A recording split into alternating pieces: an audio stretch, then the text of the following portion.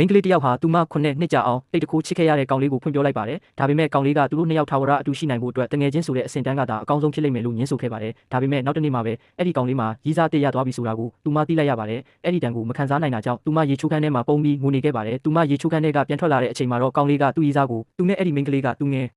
ချင်းတွေပါလို့အာမခံနေတာကိုကြားလိုက်ရပြန်ပါတယ်။မင်းကလေးကတော့ဒါကိုတော်တော်လေးလောင်ပြောင်းကျင်စရာကောင်းတယ်လို့ထင်နေမိတာပေါ့။ဘာလို့လဲဆိုတော့သူမဖွင့်ပြောခဲ့တဲ့ညကကောင်လေးဟာသူမကိုမထိန်ချုပ်နိုင်ပဲနန်းခဲ့ဘူးလို့ပါနန်းခဲ့ဘူးတဲ့တငယ်ချင်းတွေဖြစ်နေတော့သူမဘလို့မှရှေ့ဆက်မသွားနိုင်ပါဘူး။အဲ့ဒီနေ့မှာပဲကောင်လေးကသူမကိုခရစ်စမတ်လက်ဆောင်ပေးချင်တယ်ဆိုပြီးဖုန်းဆက်ခေါ်ပါတယ်။မင်းကလေးကသူ့မှာရီးစားရှိနေပြီဖြစ်လို့လက်ဆောင်တွေမပေးသင့်တော့ကြောင်းပြောပေမဲ့ကောင်လေးကတော့သူ့ရီးစားကသဘောထားကြီးလို့စိတ်မရှိပါဘူးလို့ပြန်ပြောခဲ့ပါတယ်။လက်ဆောင်ကဘာဖြစ်မလဲဆိုတာသိချင်တာကြောင့်သူမစားတောက်ဆိုင်ကိုသွားခဲ့ပေမဲ့အဲ့ဒီမှာကောင်လေးရဲ့ရီးစားကိုပါတွေးလိုက်ရပါတယ်။လက်ဆောင်ကိုဖွင့်ကြည့်လိုက်တဲ့အခါသူမအမြဲလိုချင်ခဲ့တဲ့ကောင်လေးကလွန်ခဲ့တဲ့အချိန်အတော်ကြာကလေးကခရစ်စမတ်လက်ဆောင်ပေးမယ်လို့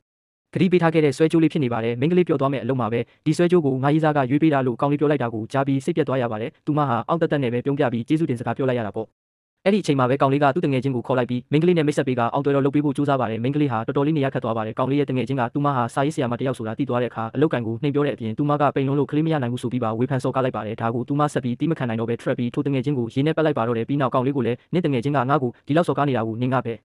လိုတောင်ခွင့်ပြုထားနိုင်ရတာလေ